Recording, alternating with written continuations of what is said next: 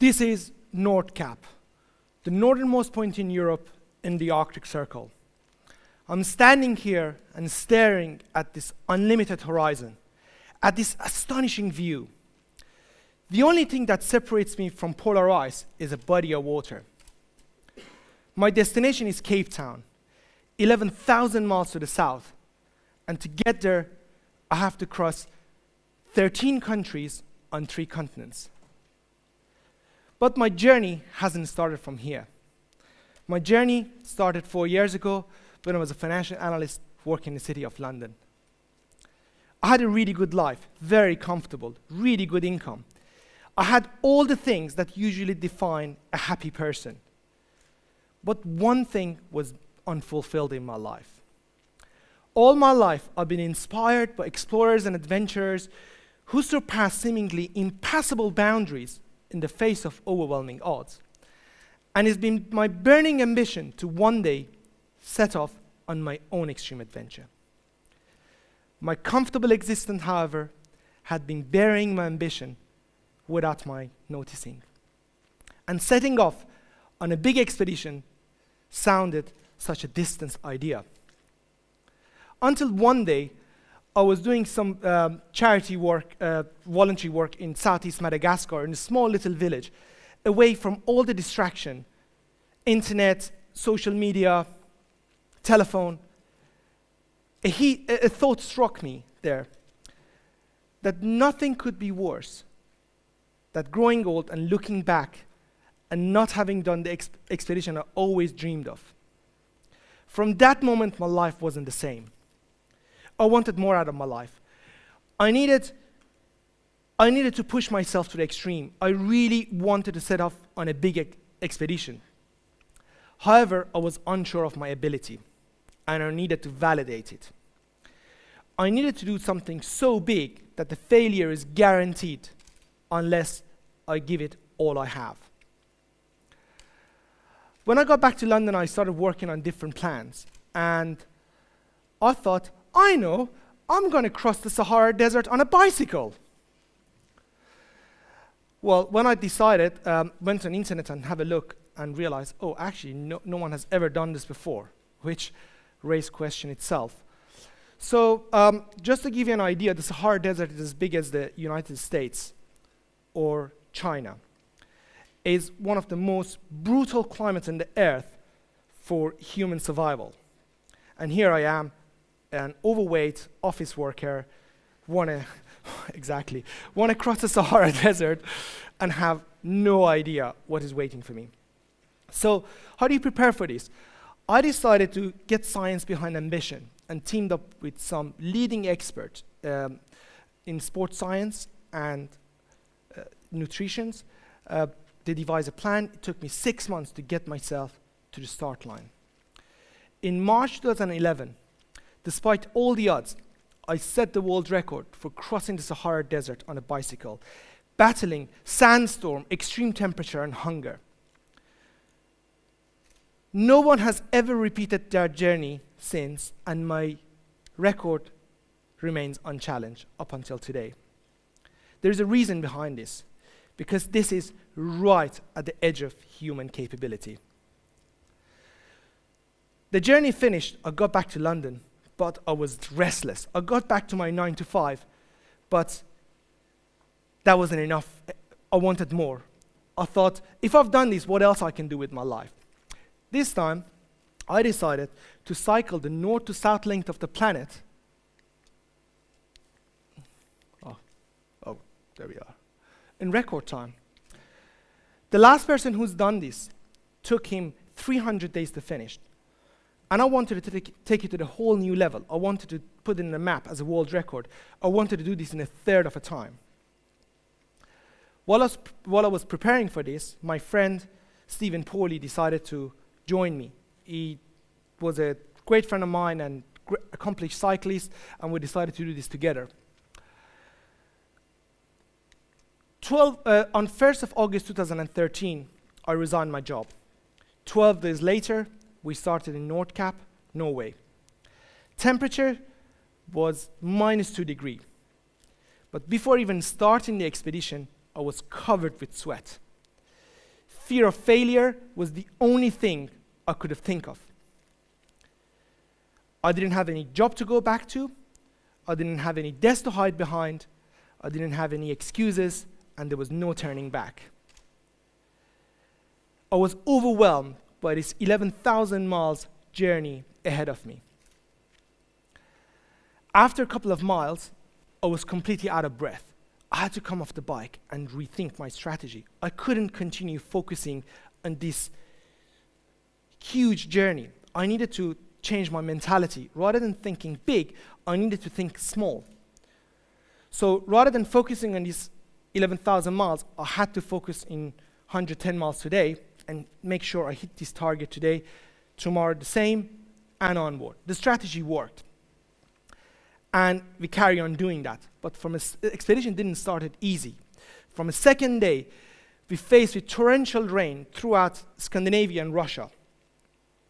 And we are accustomed to cycling in the rain. But this wasn't a normal rain. That was a torrential downpour. 12 hours every day cycling in that downpour and nowhere to get dry. Feeling cold and miserable. We got to Russia, thought things can get easier. But actually, things got more difficult. We had a new problem in our hand. Russian cities are only connected with notoriously dangerous motorways. There's no other road connecting these big cities. And we're cycling through this dangerous road in a hard shoulder, which was covered by broken glass. And we were getting punctures after punctures. In fact, in one day, we had 8 punctures. And this distraction cost us lots of time. In order to hit our daily target, we have to cycle through the night.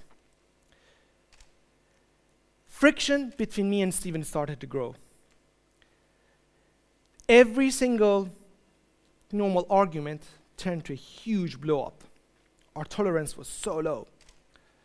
There were days that we didn't even talk to each other. But there was one thing that allowed us to get through and pull together as a team. That we always put our common goal ahead of our personal differences. Situation got better. We got to southern part of Russia. And at the border of Dagestan, continual warning by the police forced us to rethink our plan. They were telling us, you're entering the danger zone. You're entering Dagestan. And when you go there, you might not come out alive. And people of the Boston bombers those days were connected to Dagestan. It was a danger zone, terrorist attack, kidnapping, indiscriminate bombing. And not only police, whoever we met along the way was talking about Dagestan with fear, so as we heard in London while we were preparing. It was a time to make a tough decision. And Stephen decided to sidestep the region, and I decided to trust my instinct and carry on through the conflict zone alone. I thought to myself, well, you are just a smelly cyclist that haven't had a shower for the last 15 days. So I mean no harm to people. Why should it mean harm to me? I was entering Dagestan, and that's the last outpost before Dagestan. This Russian police calling his higher rank and saying, oh, I've got this madman here, wants to go to Dagestan. I don't know what to do with him. I've never seen any foreigner want to go there. After a bit of deliberation, I was allowed passage. My feet were shaking on the pedal while I was going through Dagestan. But the greatest part of this journey was the people that I met along the way. When you see the world at the speed of a bike, you see the kindness of a stranger, and all stereotypes falls away. Despite ominous military presence and conflict, I've seen nothing other than hospitality and kindness from people of Dagestan. Coming out of the other end, joined by Stephen in Baku, whizzed through Azerbaijan, got through Iran, quickly covered large distances. We picked up all those miles we left behind, and a combination of good food and good roads allowed us to pick up speed and gaining more weight. We lost so much weight. Finished the first leg of our journey at such an amazing evening. This southern part of Iran. It's an ancient city of Persepolis, and we're all happy. But we were so sucked into our own little bubble, we didn't know what was going on in the world. We have this so bogged down to these day-to-day necessities.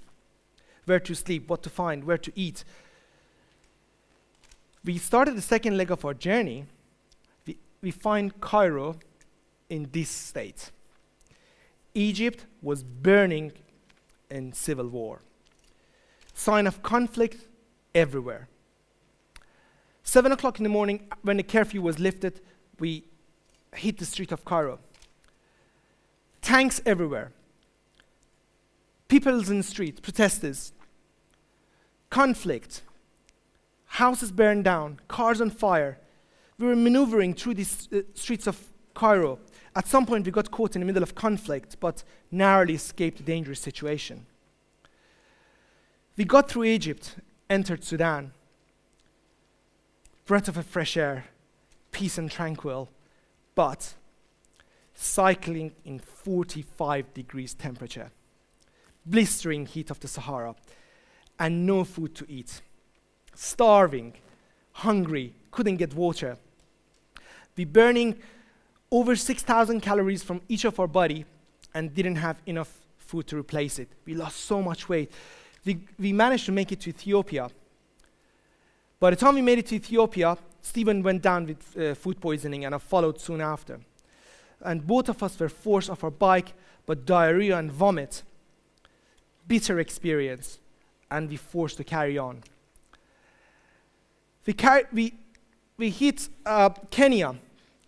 Entering Kenya presented us with a new challenge. Immediately we hit the worst road in the world. I've never cycled in such a horrible road. The northern Kenya is a very, very remote place and is very, very dangerous. 4x4 were struggling in that road, let alone 2 cyclists. And we were getting weaker and weaker. Carrying 30 kilograms of equipment, cycling that road was a hell of a job. Took us 4 days to clear that gravel. And we got to Equator. And that was a moment of celebration. We thought, wow, we cycled from Arctic Circle and now we are in Equator. That felt great. And we thought from here onward, everything's going to be fine and road's going to be great, and we passed the difficult stage. But our celebration didn't last very long.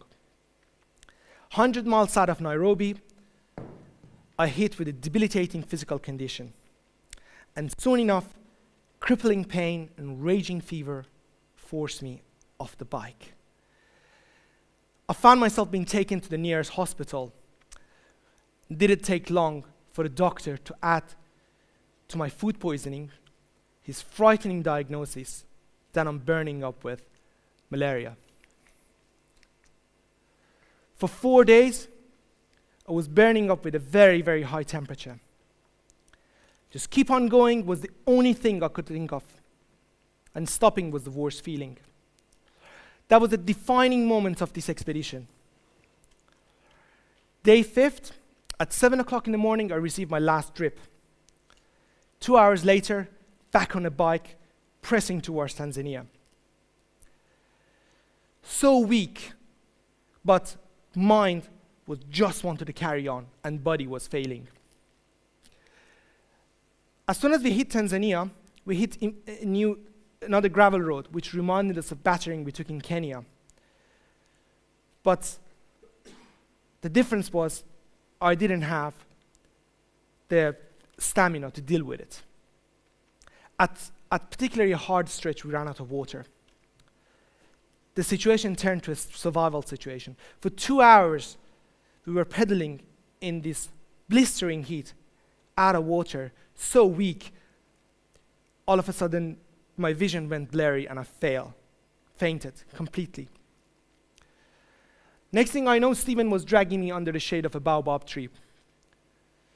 For 2 hours, we sat as still as possible under the shade until a passing by 4x4 came to rescue and took me to the nearest hospital. The diagnosis was heat stroke. That was a very, very dark moment of my life. I was thinking to myself,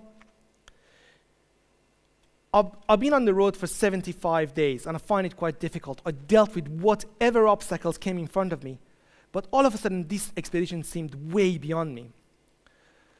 I was thinking to myself, you look terrible. You can't remember when was the last time you had a decent meal. You spent last 6 out of the last 10 days in a hospital. Why don't you give it all up and accept this challenge is beyond you and go and embrace your normal life and accept defeat?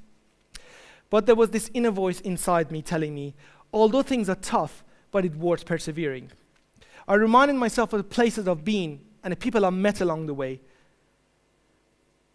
and realized how lucky I am to be able to experience such an amazing expedition firsthand. I listened to that inner voice.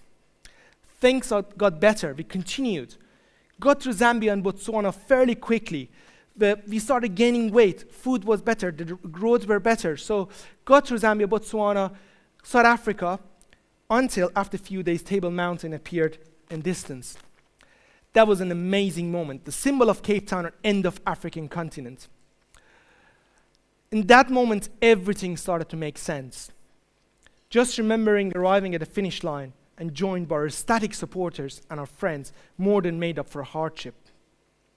I could now look back at what was an amazing journey of taking on a dream which seemed way beyond me, but somehow I managed to make it happen.